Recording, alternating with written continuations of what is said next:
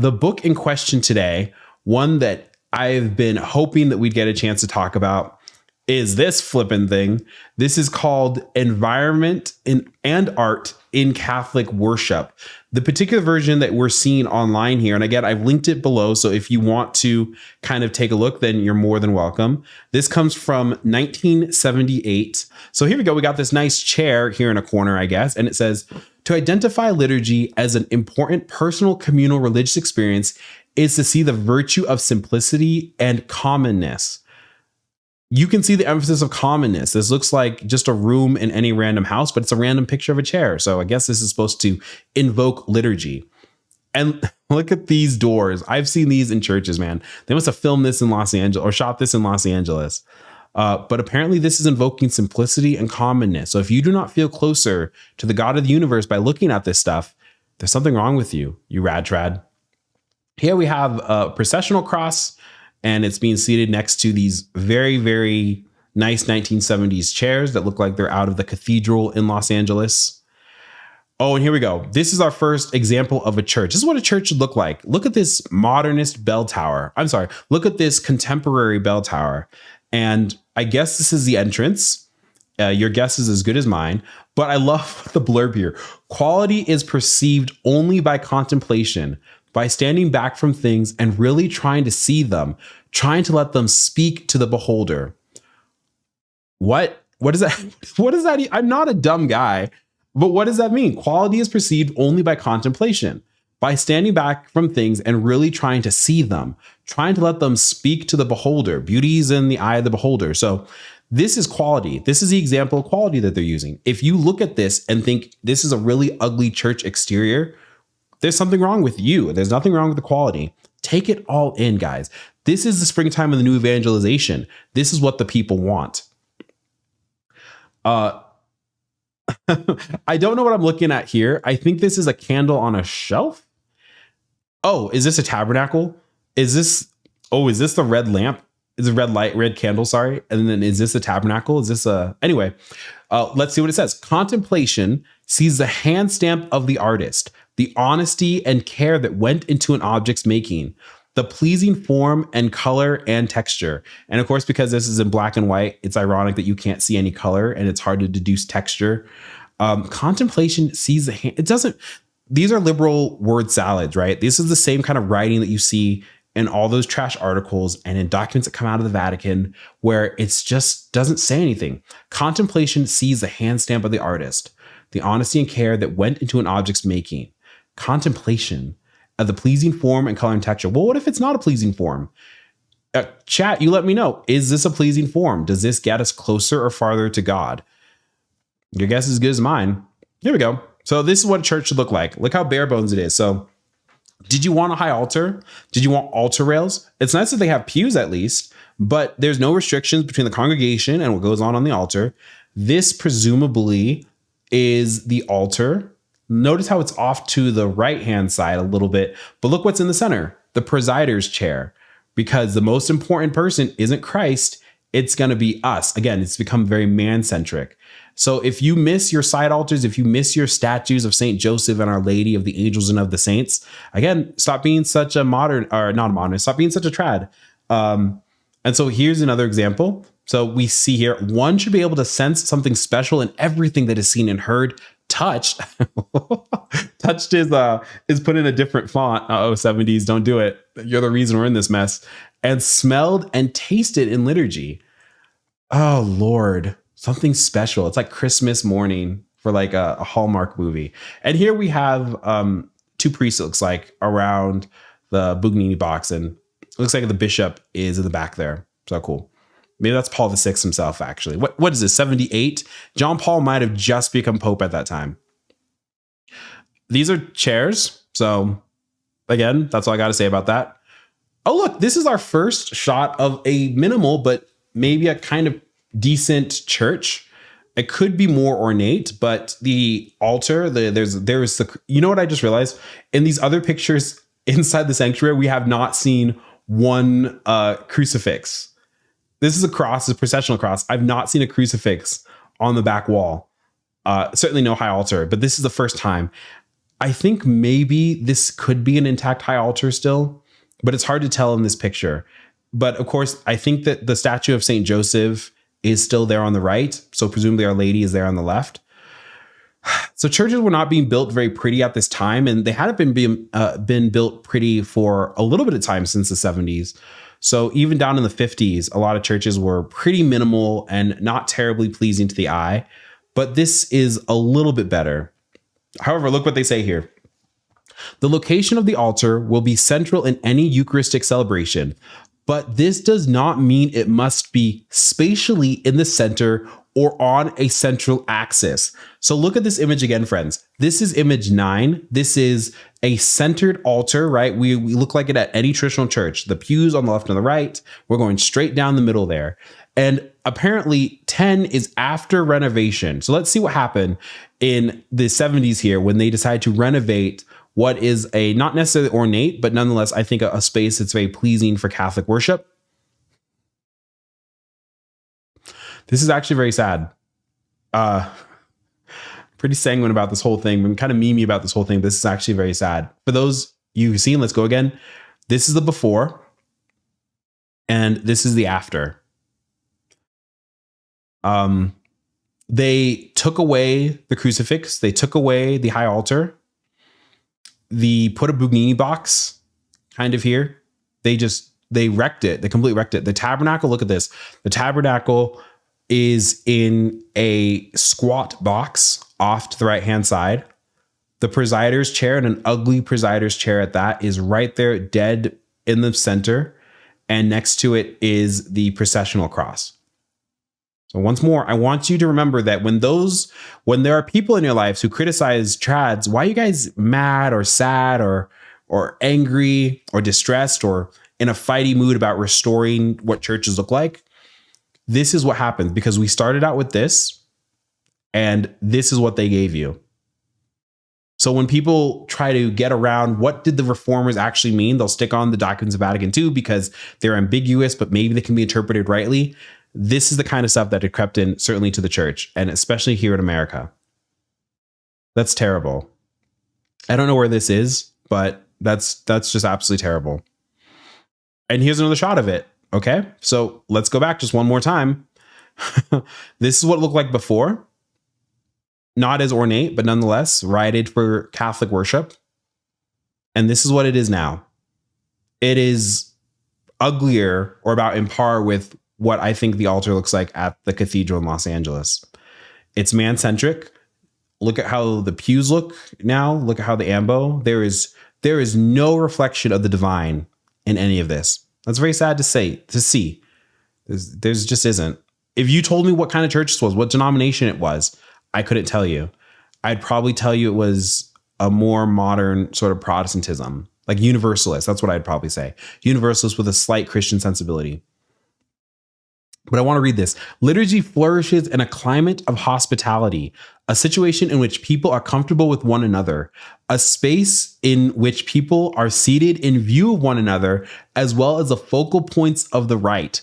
That terrible, terrible sentence justifies churches in the round. What a liturgy flourishes in a climate of hospitality. I don't go to Mass to feel all are welcome. I go to Mass because I am a sinner in need of salvation. And Christ offers himself, body, blood, soul, and divinity for me. That's why I go to Mass. I don't go because I want to shake hands and sing Kumbaya.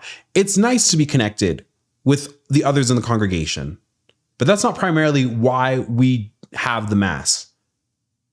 We have the Mass because it was instituted by God himself while he was on earth. And he gave us a commandment, do this in remembrance of me. This is the mind of the worst of the reformers. It's all about us. People are comfortable with one another, a space which people are seated in view of one another, as well as the focal points of the right. It's all about us. Nothing here points to God. I don't realize it was going to be such a mad trad tonight, but honestly, seeing that renovation made me very, very sad. So we'll continue. Oh no. Okay. Beautiful, beautiful church here. The altars is beautiful. The high altar is incredible. Man, I'm like, I'm like actually scared, guys. What did they do to this place? So this is the before.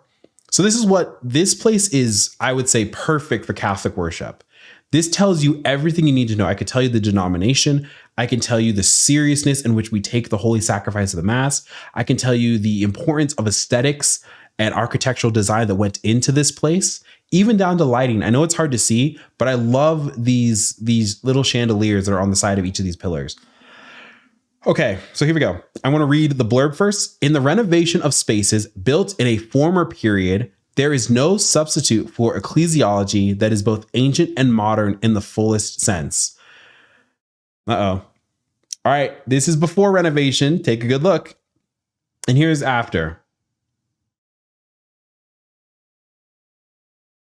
Oh goodness. Okay, so here's before again, which is chef's kiss. This is what a lot of churches are spending a lot of money on, bleeding their congregations dry to try to get back to. And God bless them, because I know that there's a lot of architects who fight for this and a lot of congregations who really want their churches to look like this. This is what these people did to you, friends.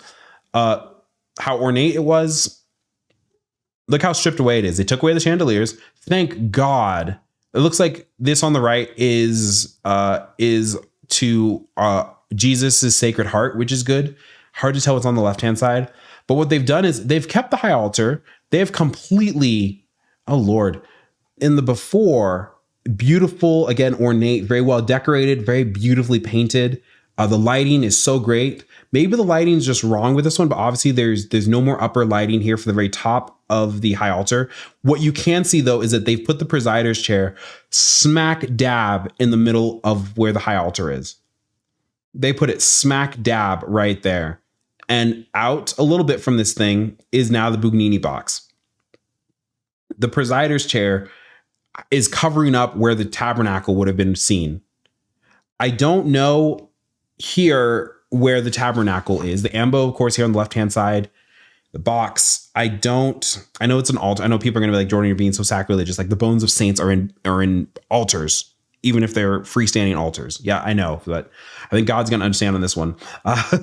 Yeah, I don't know. I don't know where the tabernacle is anymore. Chances are it's probably moved. If God willing, maybe it was moved to one of these side tabernacles, these side altars here. But chances are it's probably off in a reverent liturgical space. And look at this. Contemporary art forms belong to the liturgical expressions of the assembly as surely as art forms of the past. The latter are part of our common memory. I think that you can have contemporary art, or at least art from our time period, as long as it harkens back to what the patrimony of the church is, because that's what we do. That's what all of church history has done. So this is a really good presider's chair. This is great. It doesn't belong in the center. It belongs off to the side. It looks like this is a altar to St. Joseph's on the left-hand side. And I don't know what saint this is here. But very pretty. I'm glad they probably fought for the architecture a little bit. And yep, on the right-hand side, it looks like, I thought it was our Sacred Heart. Maybe it is an altar. Maybe it is, no, it is Sacred Heart of Jesus. So that's good. So this could have been a lot worse. I would love to see where this place is now. Here's the unfortunate thing. I suspect that this church is probably somewhere in the east, and there are so many churches that are closing down and everything that maybe this place is gone now. That's an unfortunate thing. Forbid it, Almighty God. I wish that it wasn't the case, but that just very well might be what it is. Now it's Saints Joachim and Anne, and this is this might be a parish condensement now. Let's find out. But because they call it our St. Mark campus. So you can kind of see pictures. Oh, thank God. They'll give us pictures here. So let's see what they've been up to. So this is what it looks like nowadays. Thank God. So it looks like they've added, while some of the original ornamentation is gone, the presider's chair is no longer in the dadgum center. The tabernacle is back to scene. The high altar is intact. Oh, thank God. That makes me so happy. Dang, look at that. The priest here has traditional vestments on. Oh, it's a whoopsie. The priest has traditional vestments on. And it looks like a pretty nice looking congregation. Oh, of course. Unfortunately, they put a choir here on the right-hand side because all of a sudden choirs, instead of being elongating choir lofts, now they have to be close to the altar. That's kind of nice. So it looks like they got rid of their original altar rails, but they have put this thing in. So there is some good here. And that's just such a beautiful high altar. But this is the image I was looking at. So it looks like they erected a little place for the choir. That's bad. They probably have a choir loft that is not intact. It looks like this might be a Sunday during Lent. And reading about them, oh goodness, in 2005, a massive electrical fire blazed throughout the interior, eventually being put out with the help of over 150 firefighters from Shakopee and other surrounding cities. The church, originally designed to hold 600 people, was renovated from the inside out with everything replaced except the stained glass windows and pews. Okay, so they're talking about their altar rails and their confessionals. Let's see. Poor lighting made the church quite dark. So for its 50th anniversary, the walls were not only painted white, but the altar as well, a common practice of that era. They remained white until 1976 when Frank Kaczmarek completed an award-winning renovation of the church's interior, especially the sanctuary, according to the Vatican II liturgical guidelines.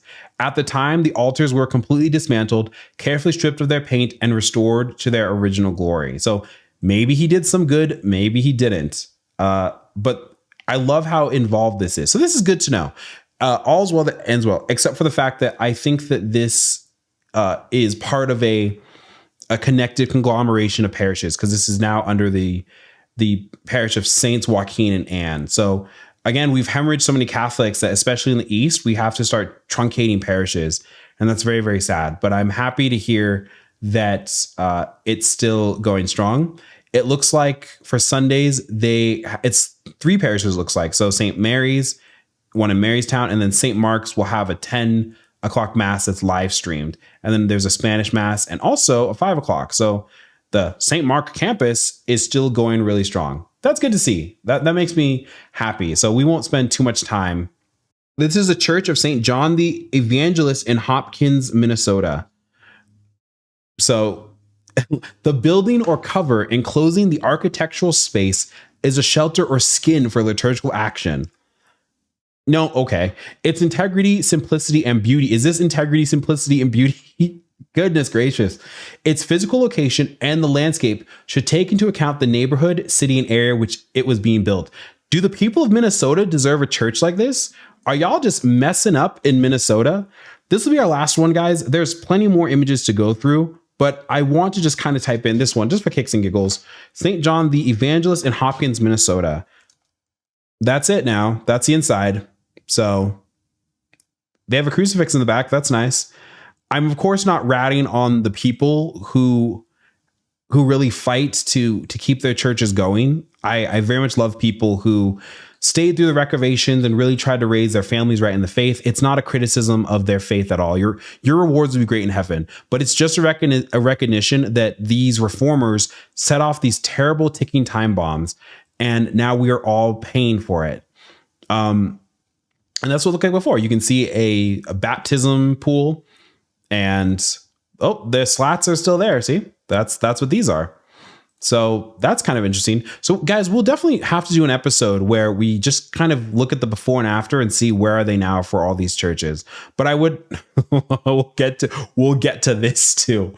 But I think that's probably a good stopping point. So what is the takeaway? Okay, what should we worry about? Let's maybe find a more pleasing image to end on, because I don't want these people to have the last laugh here. Listen, God is always on the move. This was a time period in the church where there was a lot of struggle, and it hurt a lot of people. There were millions of Catholics who were so scandalized. Their faiths, it seemed, had changed so dramatically. The church was making such ridiculous changes, because you have to remember, most Catholics are all time, space, and history. It's not necessarily what comes straight out of the Vatican. Your experience, your expression of the faith is going to come through your local parish. At best, maybe you know your bishop. The amount of Catholics who've met the Pope or knew what the Pope was writing is very, very small in our history. So the fact that in their local places, after being raised in the Catholic faith, coming from Catholic families, maybe going to Catholic school, teaching their children, to have all this ripped away from them, and to be given and said the kind of swarmy liberalism that pours forth from this book, it makes sense that we're seeing the results that we're seeing. The hemorrhaging of the clergy and religious, the destruction of baptisms and marriages. The faith for a time felt inauthentic. In a lot of places, I'm sure it still very much feels inauthentic. And the teeth, the patrimony of the church, the reasons that the church gave us the beauty of church architecture and sacred music and how to structure ourselves that we may look in a church and we may understand immediately that we're in the presence of God. These reformers stripped a lot of that away, gleefully did so. For the case of being austere and simplifying and these things, they also forgot that the majority of people have a very simple faith. The gospel of the poor, ironically, beautiful churches, good church architecture, the importance of guided liturgy is the best testament to the gospel of the poor. People who are not going to read liturgical manuals, who are not going to take a theology class, can go into a church and know that this is a place as fitting as humans can make it for the worship of God in his body, his blood, his soul, and divinity. And when we strip that away, that fragility, it completely collapsed across all of the second half of last century, and we are still facing ramifications. They're now saying that instead of for one Catholic coming in and 6 leaving, it's now up to 1 in 8 because COVID aged the church a decade, I believe. That's very, very sad. But also, we can't lose hope. I have seen so many parishes trying to renovate themselves. So many parishes understanding the importance of altar rails, moving the presider's chair because it's not fundamentally about the priest, right? The priest is acting in persona Christi, but it's about Christ. The importance of being able to see the tabernacle, the importance of being able to have a proper altar, the importance of not focusing on us in the liturgy, but focusing on God. I'm seeing that all over. That is our fight, friends, for the next, probably the rest of our lives, to be honest with you. I actually believe this fight will get easier just as the generation that wrote Environment and Art in Catholic Worship goes to their eternal reward. Those priests who gleefully and nuns who gleefully wrecked everything goes to their eternal reward. I think that we will see the ship righting itself, but it's going to take time and effort and prayer and money and the consolidation of dioceses.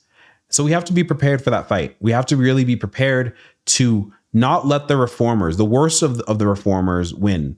Because it's not their church. It's not even our church. It's God's church. And God is, I believe, very actively sorting it out right now. So if there's any hopeful little strand to take, I know that we've gone through a lot of what might be a very, very unfortunate history, but we will always be able to endure this because Christ reigns, right? He does indeed. I love what you say there, Steve. We can endure this. His will be done. Have faith because the gates of hell will not prevail. Our Lord Jesus will always guide his church. That is completely and 100% true. And I'm very, very happy that you said it.